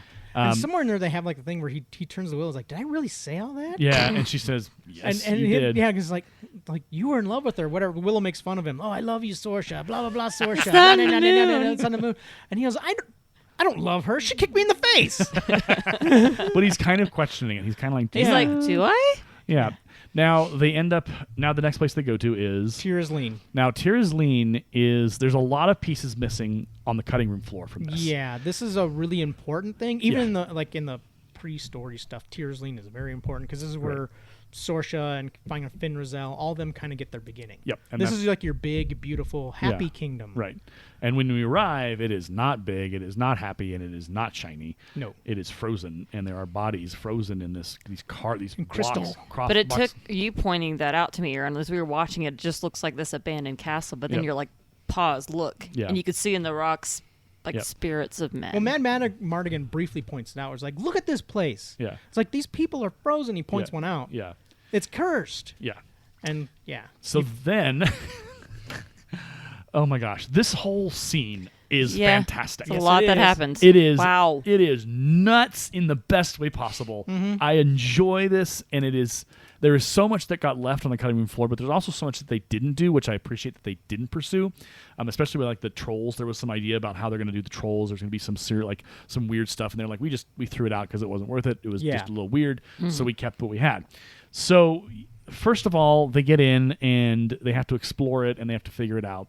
My favorite moment in this whole, I mean, there's a lot of awesome stuff here, is when Mad Mardigan gets into the armory.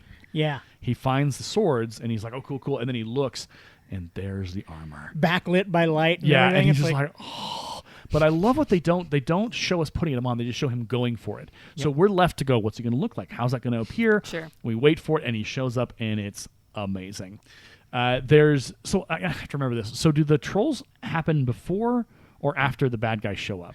They happen kind of during. Okay. Because they make mention of it where Mad Mardigan steps in some troll poop at the start Oh, when they I first hate get trolls. in there. Yeah, trolls. You know I hate they're trolls. around. So you know and like Willow does make mention like early in the movie, I hate trolls. I hate trolls. And the kids are like, "Don't you hate trolls, Dad? Are you sure Yeah. you want to leave?" So Mad Mardigan kind of like locks out the army because he gets lucky enough to close the doors before Yeah, they yeah. can get there. Right. And then he just starts laying booby traps. Setting stuff up, and then Willow goes up. Willow goes up and to he's the trying top, to get into the thing. and that's when the trolls start attacking. And then not Bavmorda, the Kale and Scotia burst in the doors. bursts in the door, and then there's a moment where our good witch tells Willow, use the wand on the troll.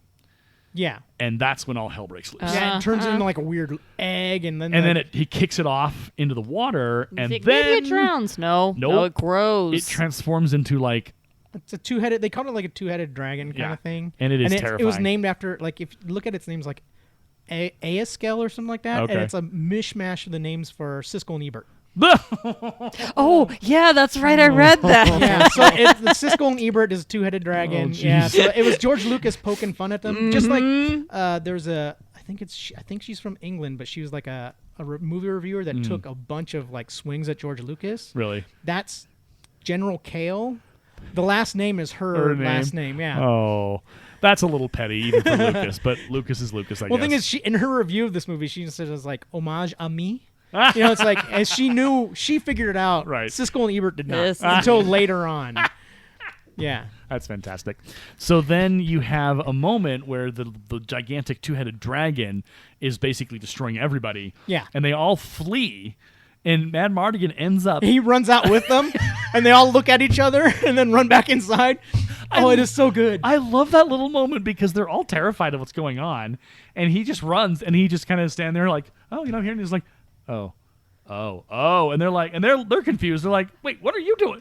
I gotta go. I gotta run back in. Yeah. And then it continues, and there's like what 3 or 4 trolls that happen in this I think there's like 3. yeah.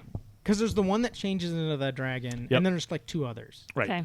And he lights one on fire, I Yeah. think, and then he does kill like He one. used the acorn stone on one. Yeah, the yeah. acorn stone on one. And so it really is cool because it all kind of works together. And so there's And meanwhile, all that stuff is going on. Mad Mardigan is holding off Yes. like 50 guys and by he is himself. good. And that's again that payoff you were talking about. It's like he is that good of a swordsman, and he's able to do, and it's so effortless. Like he's just doof, doof, doof, doof. And thinking outside the box, setting up the booby traps and Yep. things like that. It's Yep. like, okay. Yeah, he's a smart one. He's not just a pretty face. He's Everywhere. Yeah, he's moving and grooving. The one thing, and I get why they had to do it because you have to do this in the hero's journey, is Eric has to die. Well, we get to that later. Yeah. What happens is like they have the fight. They kill the dragon by Yeah. making one of the heads. Oh, that's right. explode. Eric's death is later. Yeah. Is this the part where Willow tries to transform the sorceress back again, and She got- makes she's- her now a goat. she's a goat? She's a Yeah. goat. You idiot! Yeah. And Mardigan looks at her like, "What? He's a goat." Okay. And then Willow fights off 2 of the guards himself because they finally get up there to figure out where he's at with the baby. Yep, and they get the baby. He kills 2 of them. Yep. And Kale rides into the room, and it's kind Grabs of the like baby and you don't. goes. They do a good cut there because they don't show you what happens. Yeah. But they show like as Mad Mardigan, they kill the dragon, whatever, and Eric's army starts riding in. Yeah. Then you get a good thing where it's kind of like you don't know what happened to Willow, Yeah. but you see Kale ride out with the baby Yeah. and take off with his troops. Yeah. And then Willow comes out and he's just bleeding. Bloodied. Yeah, he's bloodied. He's beat up. And he can barely move. Yeah.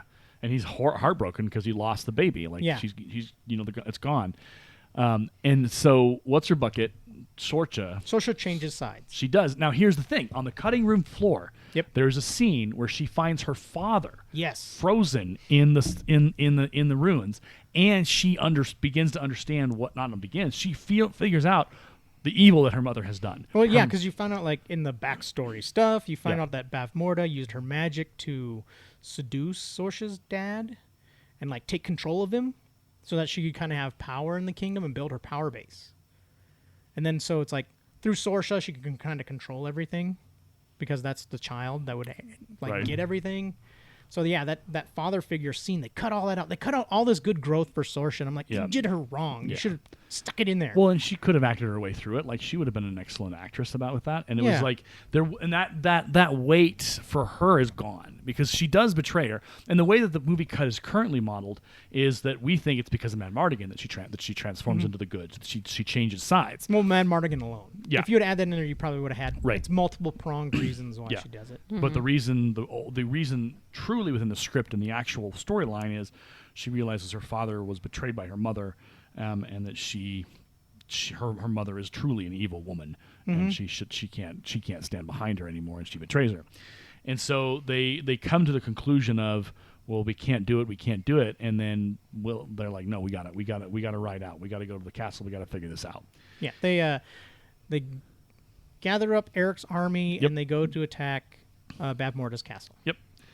And in what can be only described as the most amazing special effects, but also the most disturbing and distressing, which I did not watch it the second time. The second time I fast-forwarded. I was like, I can't do this. What? You're all pigs. Oh, my God. You're all pigs. And it is terrifying. It is all practical. There is no CGI. It is all ILM and their magic, and you see human transforming into pig. Yep. And it is awful. It's beautiful that they were able to pull that off. And they do it to Val Kilmer, who at the time was one of the Hollywood's hottest men. Yeah. All of a sudden, boom, pig Yeah. snout. Yeah. And it is very uncomfortable to watch for me because it's so real. You can't suspend disbelief because it looks like it's actually great happening. too, because you get a good like you have an army of probably a couple hundred dudes. Yeah. And Bavmorda comes Just out kinda and go, like "Boop." laughing, and Yeah. her voice is echoing everywhere. Yeah. And just boom, turns a whole 200 guys, Yeah. Into 300 pig. guys into pigs. Yep. It's like, whoa. She doesn't even blink an eye in apprehension when they all come. She's just like, Yeah, I'll turn you into pigs now. Like this is laughable, guys. Yeah. Like, try again. Yeah. So it is Yeah. not something that I want to watch again. But that's just me. And it is beautifully done. It is masterfully done. It is one of the effects in this movie that is just sterling. Top of the deserves an award or two or more because of how solid they did it. I mean, she even turns her daughter into one. Yeah. the only reason Willow doesn't get turned It's into because he one. had to cast protection around him because Bavmorda told him. Well, Finn Rizal is the one that's like, get into the tent Oh, yeah, now. sorry. Cast protection Yeah. Do charge. what I tell you. Yeah. Don't waste time. And she did, and then he manages to transform her finally into her true form, and she says, "Send them in one at a time. Let's go." And we don't get to see the transformation back, which I'm okay with because it would have been a waste of time. But then we're back in, and everyone's surrounded, and we're like, "How do we do this? How do we do this?" We get good little things there too of between her and Willow, or she like when she comes back into her real form. Yeah. She's like, how much time has passed? Yeah. She doesn't realize how long Yeah. she was on that island trapped in the animal form. Yeah. Where it's like, no, she's instead of being a young, beautiful Yeah. sorceress, She's she's old. older. She's And he Bavmorda's pities age. her. He just Yeah. says, I'm so sorry. Yeah. It's kind of a cool, touching moment because you realize that she realizes how long it's been, and Yeah. there's Well, I that. mean, you see her she spends so much time staring at her Yeah, hands and yeah. flipping them back and Yeah. forth, and she's like, oh no. Yeah, my time is running out. We need to move quickly. So then there's the moment of like, well, we can't do this. And then they're like, well, wait a second. Well, Willow comes up with a plan. Yeah, we've had groundhogs. This is an idea. And I love how they don't tell you what it's going to look like. Nope. They don't show you them. They don't show you them working on the plan. Like, what does he mean by hedgehogs or groundhogs? Yeah. It's like, what? And then, so the scene cuts, and then it's the empty battlefield. Yep. And there's no trace of them. And so then the guys come out, and they're I think because Willow and It's Willow and Finn Rizal are the only Yep. two standing out Yep. there. And so they pull them out, and the gates are open, and the soldiers come out, and they get close, and then she says, "Wait, hold," and then she says, "Go," and they all and it's. I love this scene because it's suddenly the audience goes, "That was the plan. This is amazing." Well, Yeah. then you also have James Horner's beautiful score with Yeah. those blaring horns for all the good the good guys Yeah. when Mad Mardigan's doing his Yeah. thing, whatever, they have that Yeah. gorgeous horn music Yeah. just kind of Yeah. picks you up and Yeah. carries you. Da-da-da-da. And it all of a sudden's in this scene, boom, all Yeah. those guys from Eric's army just explode out of the ground Yeah. and just assault the castle, and I'm like, yes. Yeah, it's pretty legit. It was really cool, and so then the fight The fight begins.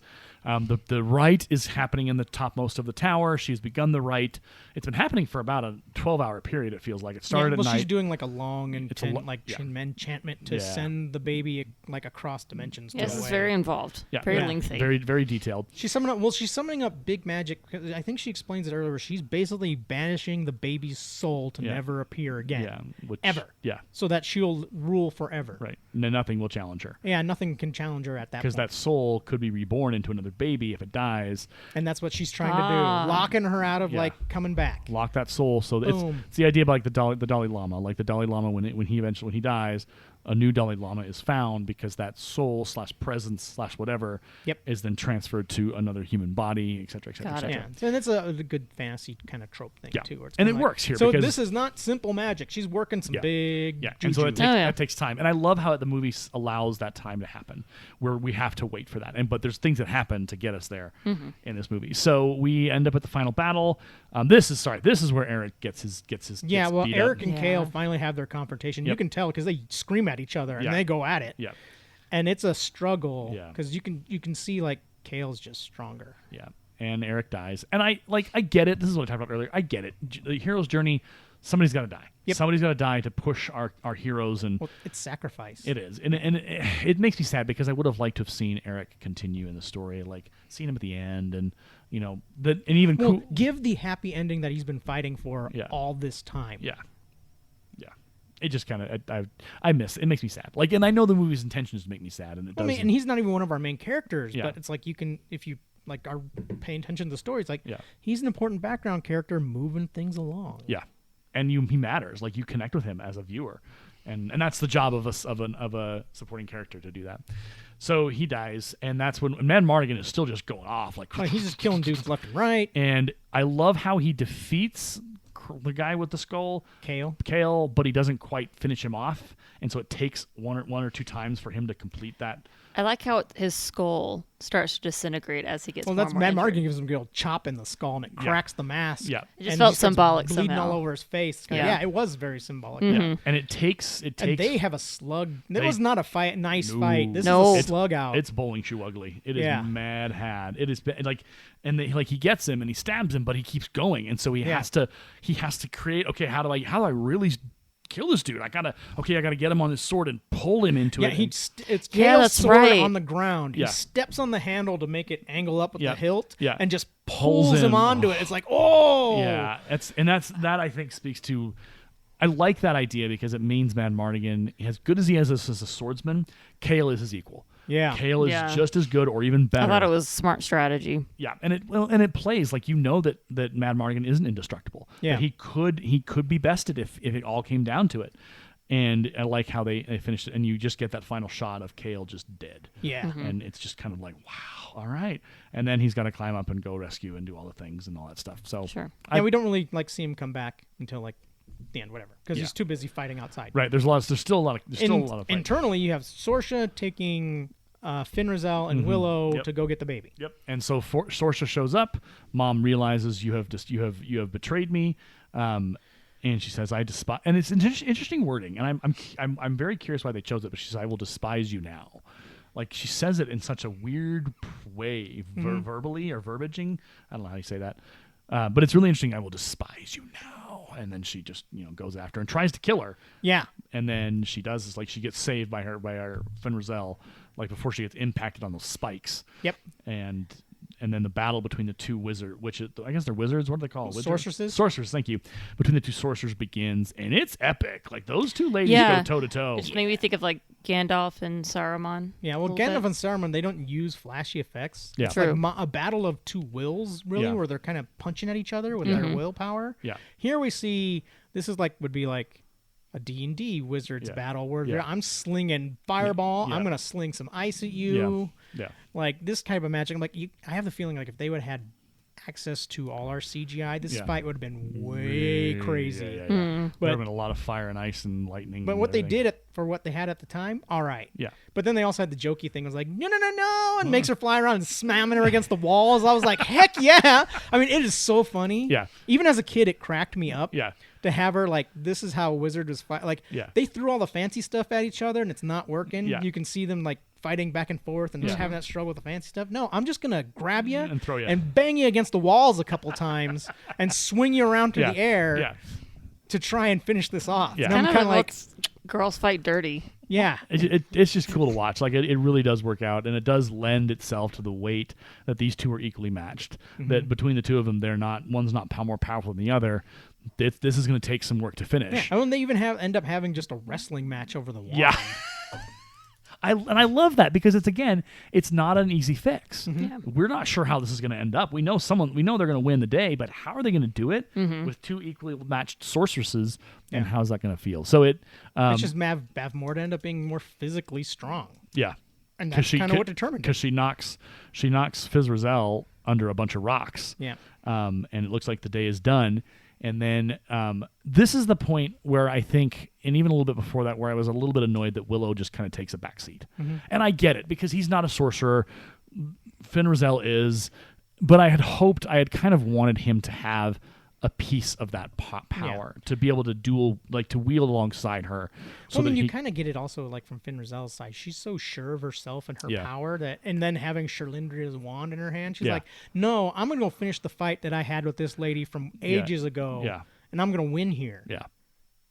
But she doesn't. She doesn't. Yeah. Even, it does end well, because it does require Willow to be the one that does it, that he is the one who pulls the magic trick, and he becomes a sorcerer by doing magic, quote unquote. The ending is very interesting because it is, and we talked about this earlier. It isn't a big explosion. It isn't a big. So he basically has a swaddle of clothes that you think it's the baby, and I didn't make this connection until the second time I watched this, which tells you how much attention I was paying the first time. But the second time, I couldn't figure out where he'd put the baby. I was like, what the heck? But then I remembered the whole pig disappearing pig trick. The disappearing pig It worked trick. this time. Yeah. So I was like, okay, whatever. But it's cool because he says, I will make this baby disappear into nowhere. You can never get to her. She's like, you can't do that. And he's just like, whoosh. Yeah. And she freaks out because now it's over. Like she's been bested. She's like, no, this can't be happening. And she knocks over the ingredients. Yeah, the stuff she was using to supercharge this ritual. Right, and so that spills and sucks her up into the... It's basically all that chaotic, dark magic that she was building up to zap the baby's spirit. It goes into her instead, and bam! And I wish, and again, I'm not an They advocate. should explain that. Right, because I was like, what the heck's going on? How does this story end? Ooh, what? Crazy to Ow. watch. I mean, it's cool because it's really like, whoa, her body has just been sucked into the netherworld. But I was like, what is the door? Yeah, like they don't explain this at all very well. Well, which they do in the book and Right. side stuff. Yeah. But it's like they needed to kind of say, like, have Finrazel, who are our expert on magic at the time, say like she disrupted the ritual. Yeah. It zapped her. Yeah. We win. Yeah. Or even just during the ceremony, have her as she's preparing the power within these bowls. Yeah, or whatever. Yeah. Are we must carefully with if we spill but a drop, there will be destruction. Like, Yeah. You will lose, and not in a way that's like dump truck exposition, but Sure. you get the sense that, okay, this is some heavy stuff we're messing with. Versus what we didn't get that. We were like, okay, well, there's like some liquids and some blood and some doodle. Okay, whatever. Yep. But the ending of the movie is really cool because they all end up back home. So at the end, is that Sorce's dad back? Yes. I figured that it was him because I was like, wait, it's the king. He's back again. The old guy in the fancy robe standing next to her, that's her father. That's her father. Like, it's just an implication. Finrazel goes back there and frees all the people of Tir Asleen. Yeah. And removes the curse of that kingdom. Yep. And marries Mad Mardigan, and they take care of the baby and raise the baby, and Willow goes home and meets his wife again. Well, remember, Finrazel gives him a magic book. Oh yeah, she does. Oh, Here's that's right. here are the magic, and I'm thinking that's probably where the series theoretically will pick up is him having studied that, and I'm very curious what they're going to do with the series. At some point when it comes out and we start watching it, we'll have to review it. Yeah, we get the good fairy tale happy ending. Yeah, and it works, and the movie ends, and that's it. Yeah, and it's like, well, you could go read the books and follow Yeah. her as she's like a teenager if you want. Yeah, and that exists, and that's out there, and I'm curious to see how that will play out in the actual series.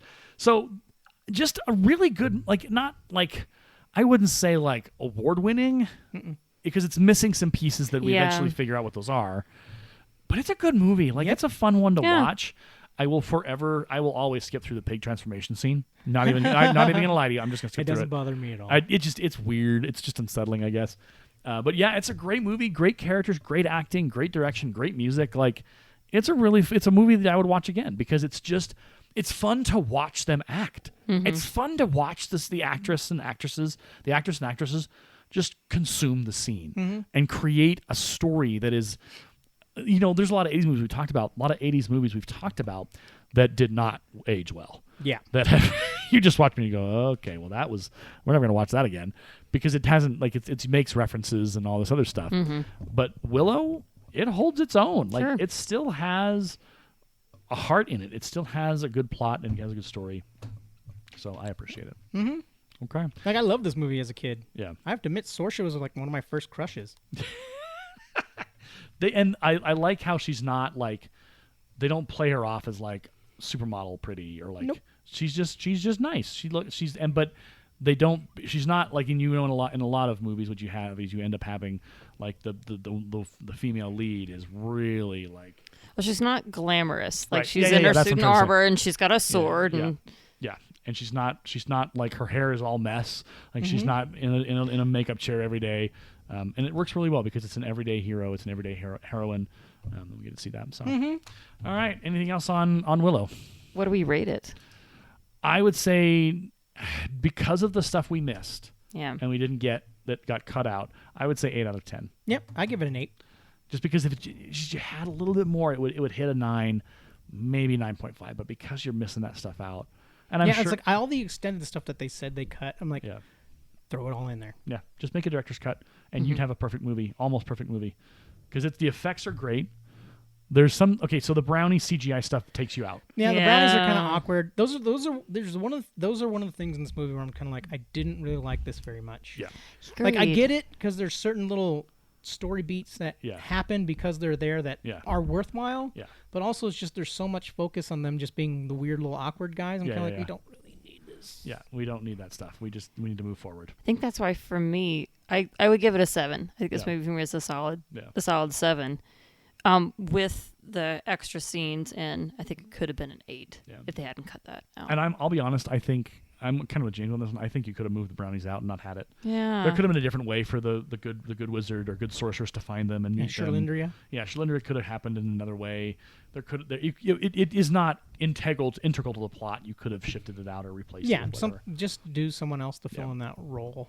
Oh, there you go. Well, Willow, the 80s movie that holds up. Yeah. Out of our list so far, we've had a couple that have held up. We're not going to talk about Rings of Power. I will say this: every single video review I have watched on YouTube about it has been negative. I have read the stuff I've read negative, and I know I some. keep seeing people saying like, "This is great, this is great, this is great," but then it's like it seems like those are just like the spammed. Yeah, there's reviews not that are, actual like, any trying to shove yeah. that the narrative. paid promoters. Yeah, they're trying to who are shove pay- that narrative Yeah. forward. Yeah. Meanwhile, Even on Facebook, like those posts were like certified fresh, and people are like, "Are you? No, that's not working. That's not how it works."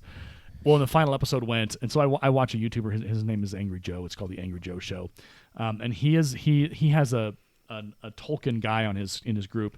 His name is Alex, and he's kind of like you, James. He's very much of a Tolkien fanatic, very much of a Tolkien. He knows the stuff. He knows the lore. He knows the history. He knows the books. And every episode since like episode 1 and 2, he was just like, "This isn't Tolkien. This is Yeah. not Lord of the Yeah. Rings. This is Too this is bad. fan fiction. This is not." Yep.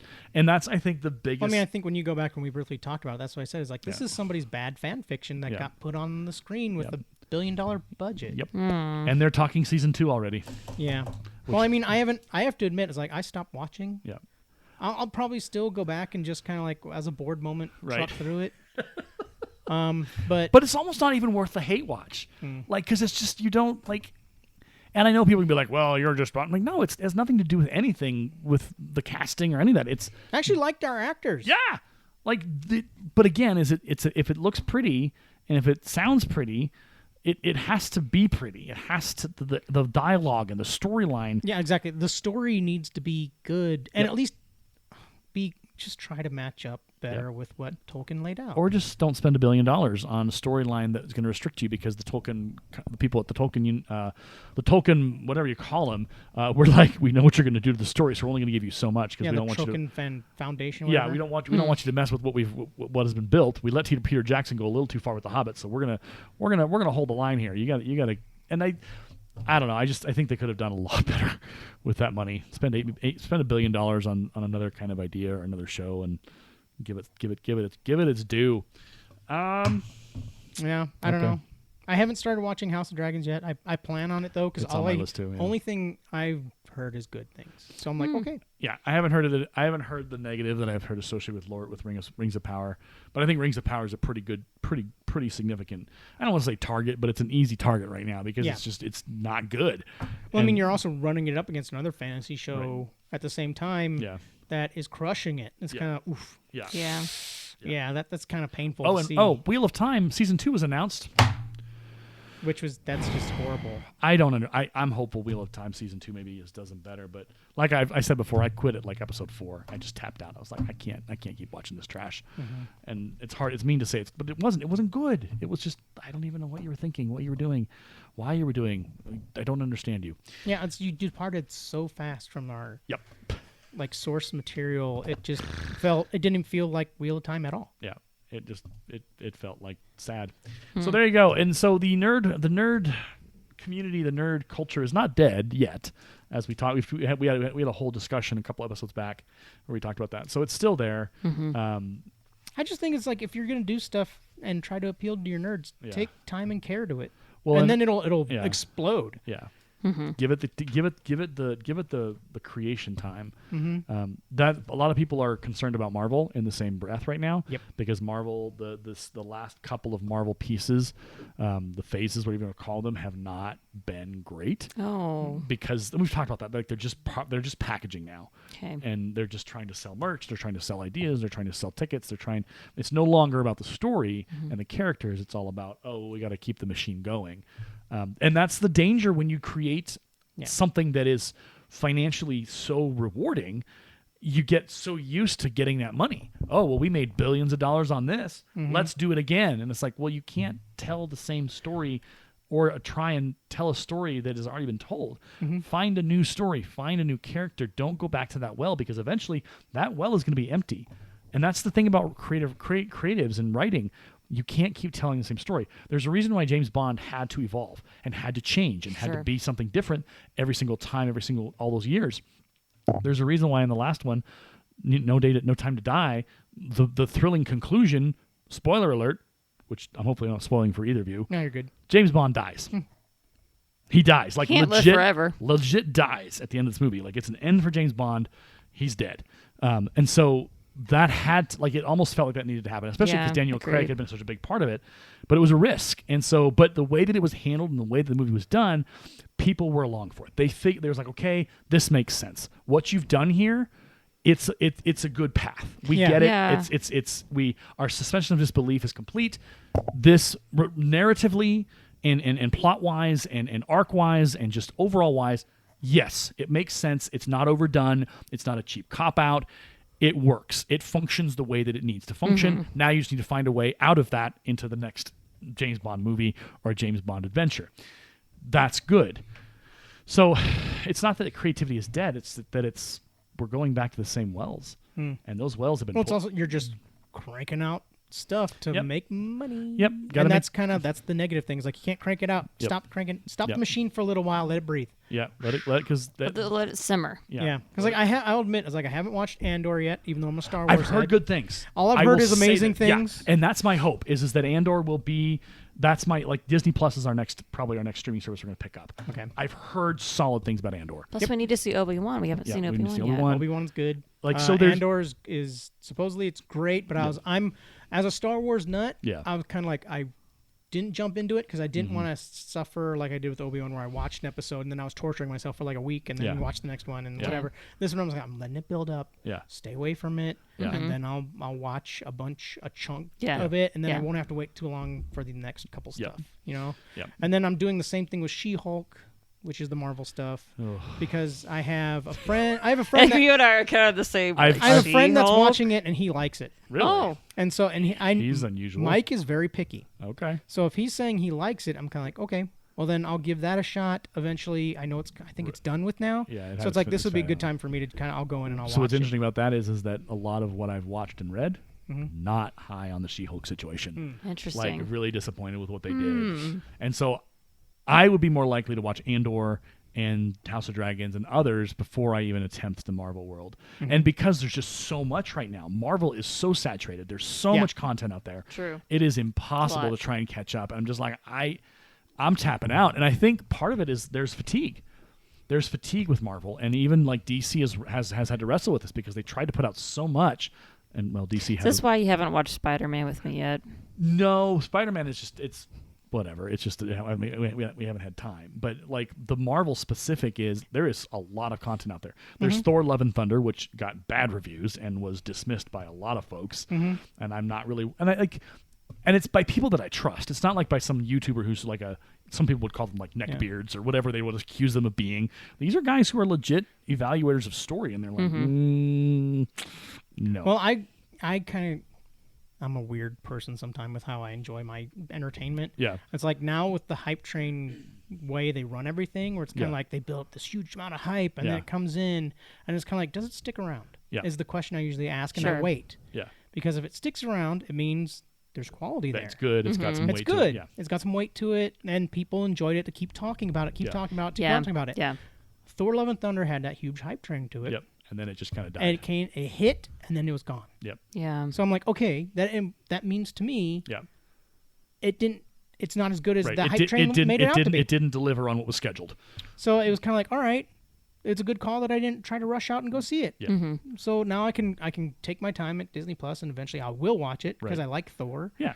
as a character, and I like Chris Hemsworth or whatever. So I'm just like, well, I'll go Yeah. watch it now whenever. But I didn't feel the rush or the need to go check it out because Yeah. hype train immediately died. Yep. So that means okay, there's a problem there. Yeah, and that's a valid theory, I think, is that you can evaluate by, okay, does it continue to be in the presence of the public mind, or is it just kind of, does it fade away? Like, And how many years on from Lord of the Rings trilogy, the original trilogy, and it are we still on? comes And back people still talk about it they all still watch the it. time. They still pick it up. They still, you see the memes, you see the Amazing. images, you see people talking about Aragorn, you see people talking about these moments and these Mm-hmm. characters and how they're put together. You don't see people talking about the Hobbit trilogy, which is interesting. And I think you're right, is that if it's good, it will stick around. It will remain in the consciousness of the culture. But if it's not great, people aren't going to keep Yeah. it going. And it's like that's kind of one of the big social media ills Yeah. in my mind, is like people jump on the hype train for that instant spike of just getting in there and Yeah, being yeah. part of the big Yeah. gestalt wave. Oh, I'm watching. I'm part and of the zeitgeist. Yeah. then it disappears. Yep. And I'm Because- kind of like, that means Yeah. that there was problems or flaws there. Yeah. And they weren't worth Yep. continuing because nobody wants to talk about it anymore. It's like the whole first impression thing, and then the truth comes along later, and it's kind of like, oh, Yeah. okay. You sold me a bag of not so good goods. So Yeah. there you go. There's your conclusion. The bombshell of conclusion for today is Yeah. Don't get on the hype train. Yeah. Wait. purchase the long way around. Get on the touristy train, not the touristy train. You know, 'cause The what's the long way around? I guess pick up. don't pre-order. Don't Yeah, never pre-order. don't pre-order. Take the long way around. Take the scenic route. Take the Yeah, scenic take train. the scenic route. There you go. Get on the train and take the I like scenic that. drive. Don't try and climb the mountain because you may just want to not go up the whole mountain and give up and come back down to where we are. Yeah. There you go. All right. Well, my name is Aaron, I'm James. I'm Vicky. and this has been Nerds by Screenlight. We'll catch you on the next episode. We haven't decided what we're going to talk about next time. No, we haven't yet. We got to figure that out. Yeah, we do need to figure that out. True. Pull my list. We'll figure. We might. Because it gives me time to watch stuff and kind of research a bit Yeah. for the behind-scenes stuff that I can drop on everybody Right. There you go. throughout the week. Otherwise, I kind of like, I don't know what I'm doing. That's just normal. I don't know what I'm doing anyway. Thank you till you make it, people. All right. And on that second bombshell, this has been Nerds by Screenlight. We'll see you on the next one. Take Have a care, good one. everybody. Bye. The raspberry flapovers will be out in a moment. The kitchen is closed. You've been listening to the Nerds by Screenlight podcast, presented by Create at Morgan Productions, located in Fort Morgan, Colorado, USA. For more information on our production house, other podcasts hosted here, and further details, please visit www.createatmorgan.org. You can find us on Twitter at the handle CreateAtMorgan. Create at Morgan is a school club at Lincoln High School, our alternative education campus in Morgan County. Our sponsor is Aaron DeLay, the language arts teacher at Lincoln. Send any feedback to adelayedteacher@gmail.com. Thank you for listening to our podcast.